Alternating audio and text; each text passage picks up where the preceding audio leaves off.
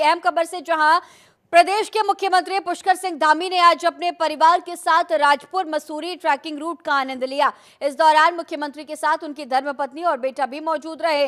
मुख्यमंत्री ने स्थानीय लोगों से भी बातचीत की और राजपुर जड़ीपानी ट्रैकिंग रूट के लिए सुझाव भी मांगे हैं। इसके साथ ही मुख्यमंत्री ने स्थानीय लोगों के साथ फोटो खिंचाई। पहली बार किसी मुख्यमंत्री ने इस ट्रैकिंग रूट से आना जाना किया है। स्थानीय लोगों को आस लगी है कि मसूरी के ट्रैकिंग रूट अब और बेहतर होंगे और यहाँ के पर्यटन पर भी इसका प्रभाव पड़ेगा।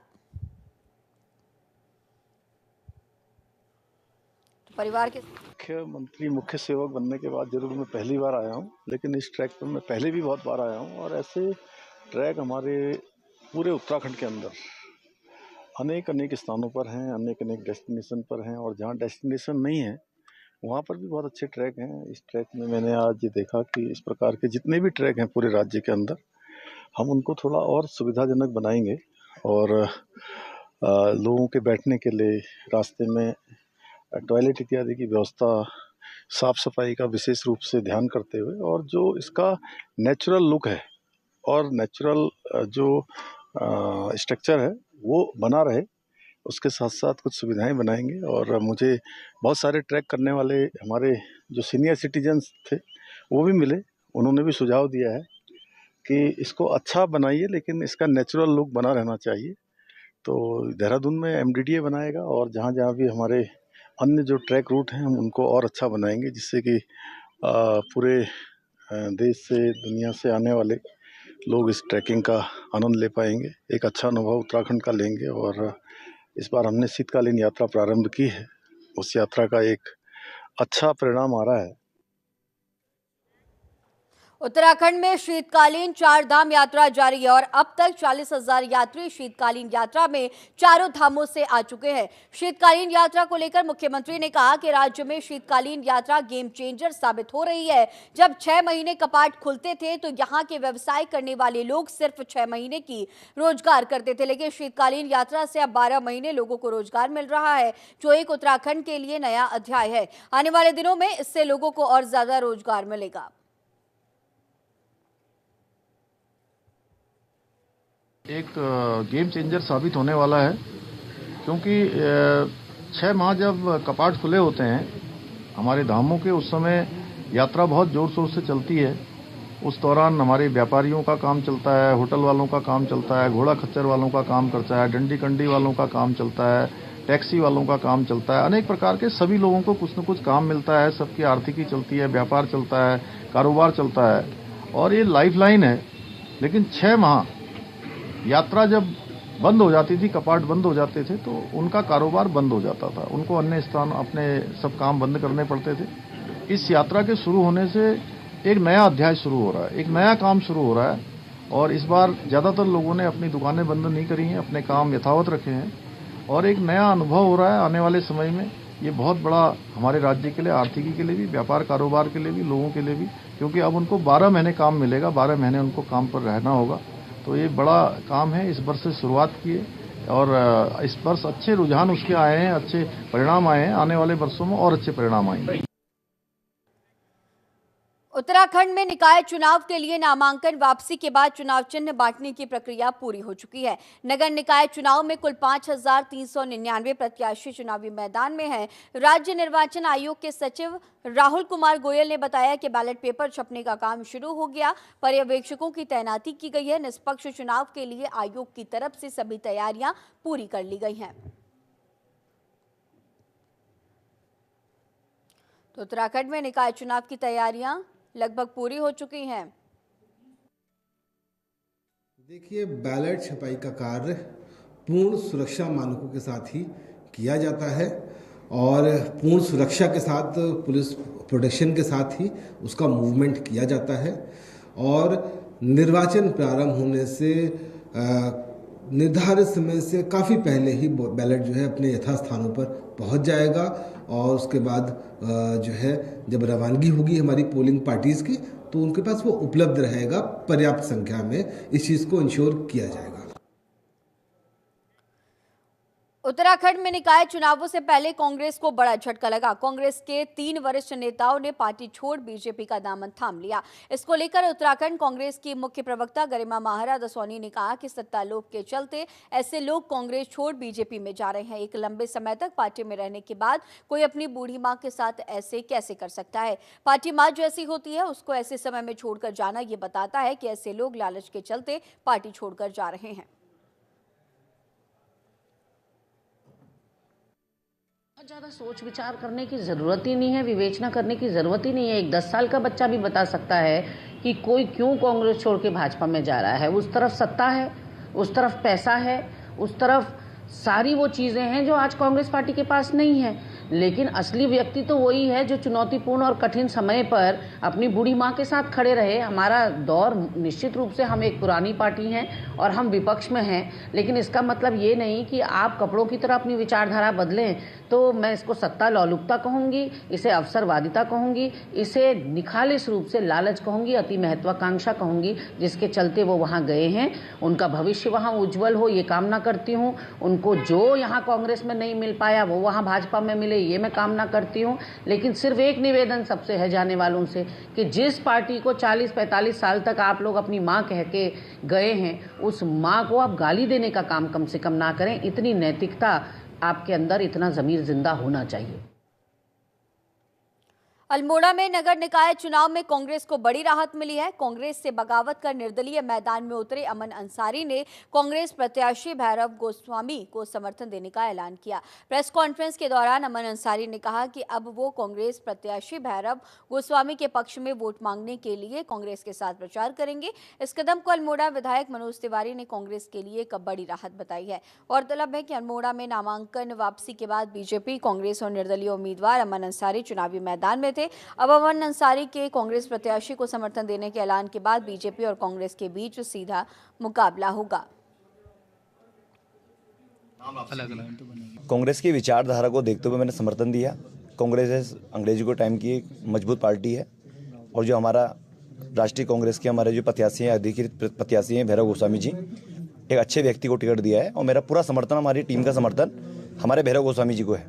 बिल्कुल कंधे से कंधा मिलाकर साथ में चलूंगा, एक एक कदम भैरव गोस्वामी जी के मजबूती से। जितनी मेहनत मैंने अपने लिए करी थी, मैं 3 गुना ज़्यादा मेहनत अपने एक अच्छे कैंडिडेट जो कांग्रेस के हमारे भैरव गोस्वामी जी हैं उनके साथ खड़ा रहूँगा एक एक पल। देखिए, जब ओबीसी की सीट हुई तो अमन अंसारी जी ने पार्टी में अपना आवेदन दिया था। पार्टी ने उसमें गहन चिंतन मन करा और पार्टी ने को लगा कि भैरव गोस्वामी जी को अधिकृत पार्टी के रूप में प्रत्याशी घोषित किया। तो अमन अंसारी जी ने अपनी पार्टी के खिलाफ जाकर निर्दलीय नामांकन किया और आज प्रातः मैं उनके निवास में गया और मैंने उनसे कहा कि पार्टी आज कष्ट में है और पार्टी को आपने जब ऐसे समय में अपनी आवश्यकता पड़ी थी दी थी और आज फिर पार्टी आपसे सहयोग मांग रही है। और उनको लगा कि जिन लोगों ने उनको निर्दलीय नामांकन कराया था वो भी पार्टी छोड़ के जा रहे हैं, कांग्रेस से अन्य पार्टियों में जा रहे हैं और उनका साथ छोड़ लें। तो उन्हें लगा कि कांग्रेस पार्टी मेरी बहुत पुरानी पार्टी है और इसको आज मेरी आवश्यकता है। तो अमन अंसारी जी ने, उनकी धर्मपत्नी जो सभासद रही हैं, उनके समाज के लोग, उनके अन्य समाज के लोग ने, हमारे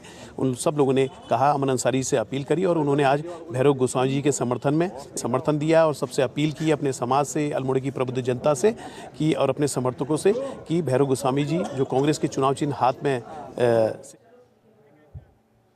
उत्तराखंड में निकाय चुनाव के मद्देनजर पुलिस लगातार अवैध शराब, मादक पदार्थ और नशा कारोबारियों पर कार्रवाई कर रही है। आगामी निकाय चुनाव सकुशल संपन्न कराए जाने को लेकर निरंतर चेकिंग अभियान चलाया जा रहा है।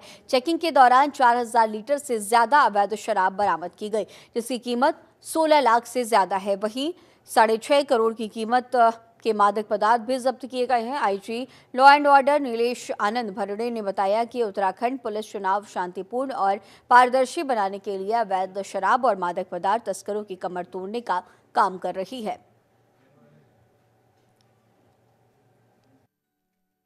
अवैध शराब जो है इस नगर निगम चुनाव में बड़े पैमाने पर जो है इसमें पुलिस जो है सूचना संकलन कर रही है और जो भी अभी तक बड़े पैमाने पे इसमें बरामदगी हुई है, रेड्स हुई है, 4000 लीटर से ज़्यादा की जो है अवैध शराब अब तक पकड़ी गई है, जिसकी कीमत जो है लगभग 18 लाख से ज़्यादा की है। और अवैध मादक पदार्थ भी जो है इसमें अफीम, चरस, गांजा जो है लगभग 6.5 करोड़ से ज़्यादा का अब तक पकड़ा गया है। और पुलिस जो है ऐसे असामाजिक तत्व जो इस तरह से जो है अवैध काम करके चुनाव में गड़बड़ी पैदा कर सकते हैं, उनके ऊपर सख्त नज़र रखे हुए हैं और इनको जो है ऐसे बड़े पैमाने पे जो है गिरफ्तारियां की जा रही है जो अवैध काम करने वालों के खिलाफ। हरिद्वार में नगर निकाय चुनाव के मद्देनजर बहादुराबाद पुलिस की बड़ी कार्रवाई करते हुए अवैध हथियार के साथ आरोपी की गिरफ्तारी हुई है। वरिष्ठ पुलिस अधीक्षक के निर्देश पर चलाए जा रहे विशेष अभियान के तहत बहादुराबाद पुलिस ने हलवा हेड़ी तिराहे के पास से युवक को गिरफ्तार किया। आरोपी के कब्जे से एक अवैध सिंगल बैरल, 12 बोर बंदूक और 2 जिंदा कारतूस बरामद किए गए। आरोपी के खिलाफ थाना बहादुराबाद में मामला दर्ज किया गया है। पुलिस चुनाव को लेकर सुरक्षा के हर पहलू पर सख्ती बरत रही है।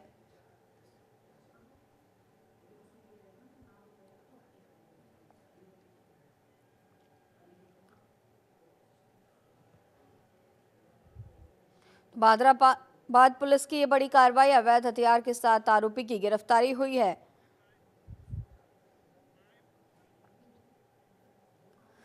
हरिद्वार में नगर निकाय चुनाव के लिए 1912 कार्मिकों ने प्रशिक्षण लिया है। BHEL कन्वेंशन हॉल में नगर निकाय सामान्य निर्वाचन को निष्पक्ष और पारदर्शी रूप से चुनाव कराने के लिए 2 दिवसीय प्रशिक्षण कार्यशाला आयोजित की गई। पहले दिन 940 और दूसरे दिन 972 कार्मिकों ने प्रशिक्षण लिया। मुख्य विकास अधिकारी आकांक्षा कुंडे ने कहा कि निर्वाचन लोकतंत्र की बड़ी जिम्मेदारी है, जिसे बिना कमी और शांतिपूर्ण ढंग से करना हम सभी का दायित्व है। सभी कार्मिकों को नियमानुसार काम करने और अपने दायित्वों का अच्छे से अध्ययन करने के निर्देश भी दिए।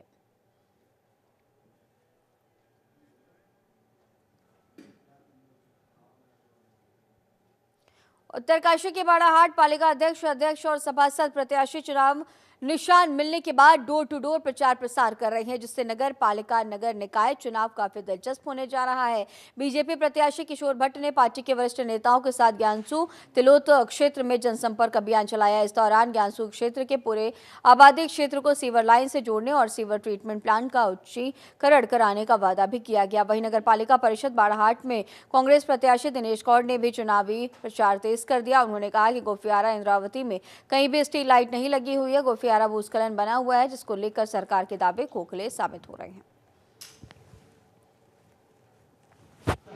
मुझे लगता है विगत 10-15 सालों में 15 सालों में उत्तरकाशी की पालिका में कोई काम देख के तो ये लग रहा हुआ ही नहीं है जिस प्रकार से, और हुआ भी है तो बहुत ही निम्न स्तर का हुआ है।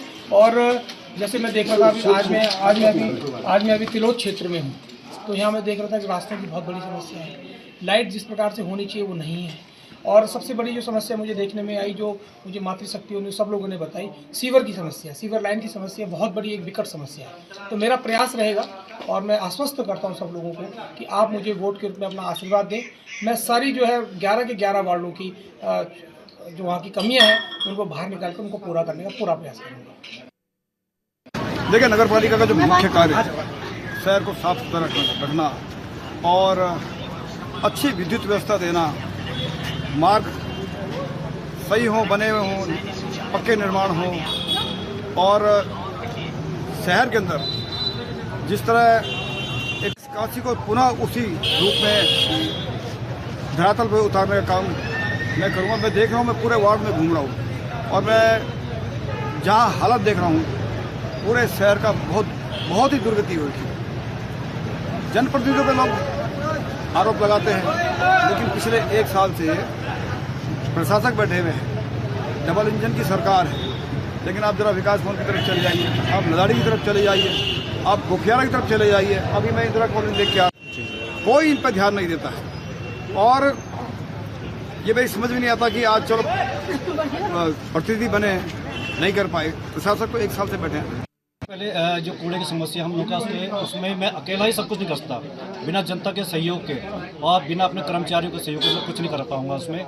लेकिन निश्चित है कि हम लोग नई योजना बनाएंगे और जैसे होता है कि कंप्यूटर मशीन से जो प्लास्टिक हम एक कूड़ा निस्तारण कर सकते हैं, और सबसे पहले हम वो करके और नीचे प्राइवेट कंपनीज जितनी भी हैं जो कूड़े को हमारे लेती हैं, बिकता है कूड़ा, उसमें हम सबसे पहले अपने शहर का कूड़ा खाली करेंगे यहाँ से, और यह अपने शहर को कूड़े से निजात दिलाने का प्रण मैं लेता हूँ।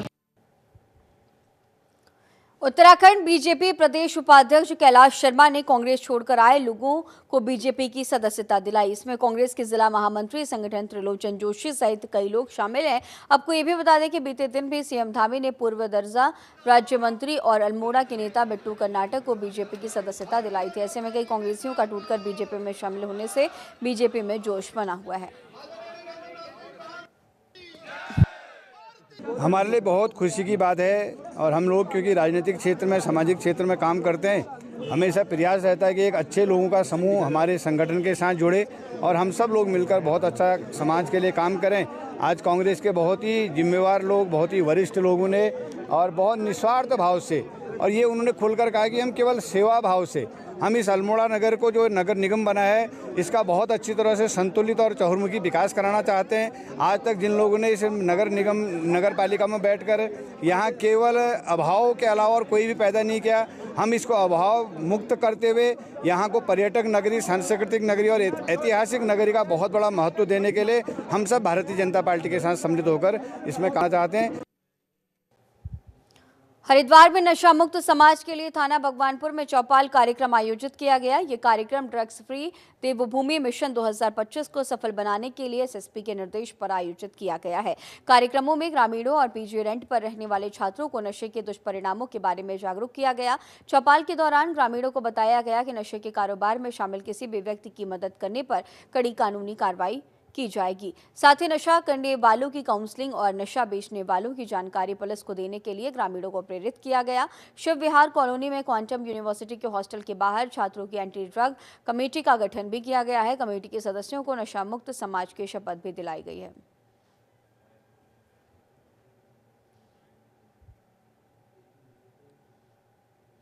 पौड़ी क्षेत्र शहर में वन विभाग के पास हुए अतिक्रमण को राजस्व विभाग की टीम ने ध्वस्त कर दिया। डीएफओ स्वप्निल अनिरुद्ध ने बताया कि मामले में शिकायत मिलने पर यह विभागीय कार्रवाई अमल में लाई गई। अब ये भी बताया गया कि 2021 में अतिक्रमण किया गया था, जिससे कि विकास कार्य भी अटक रहा था और इसके बाद वन विभाग से शिकायत की गई, जिस पर वन विभाग ने राजस्व विभाग के साथ मिलकर अतिक्रमण को ध्वस्त किया और सामान भी जब्त कर लिया है। किसी महिला द्वारा जो है वन विभाग के ऑफिस के नज़दीक सरकारी भूमि पर अतिक्रमण का प्रयास किया जा रहा था। उस अतिक्रमण के प्रयास को जो है पिछले 15 दिनों में ही जो है वन विभाग की टीम और राजस्व की संयुक्त टीम ने विफल कर दिया है। जैसे ही ये अतिक्रमण का प्रयास किया जा रहा था, वहाँ घेरबाड़ की जा रही थी, तो शुरुआत में ही जो है इस घेरबाड़ के प्रयास को हम लोगों ने विफल कर दिया था। फिर दोबारा जो है हमारी जानकारी में आया कि वहाँ पर दोबारा अतिक्रमण का प्रयास किया जा रहा है, तो कल देर शाम को जो है दोबारा उस अतिक्रमण के प्रयास को विफल कर दिया गया।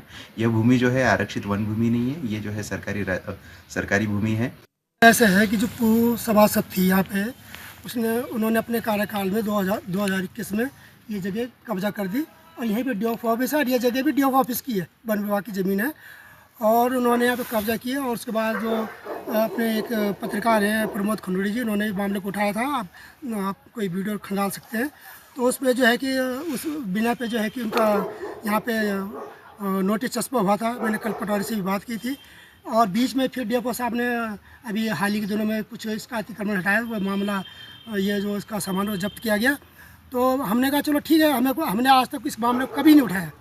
अभी जो सीट है, जो पिछली सीट थी वो महिला सीट थी, उसमें महिला ने चुनना था। अब सामान्य सीट हो चुकी है। मैं 1 साल से यहाँ पर तैयारी कर रहा हूँ। मैंने कम से कम 1-1.5 करोड़ रुपए के काम इस वार्ड में कराए। मैंने कभी ठेकेदारी नहीं की, रुपये कमाए नहीं, अपना पैसा लगाया। मैं इतना तो बता दूँ, मैंने नगर पालिका के पास काम करने के लिए हथियार नहीं, लेबर जरूर है, हथियार नहीं। मैं 10,000 रुपये के औजार लिए मेरे पास रखे हैं। और इस बुलेटिन में फिलहाल इतना ही। खबरों का सिलसिला लगातार जारी रहेगा। बने रहिए जनतंत्र टीवी के साथ। नमस्कार।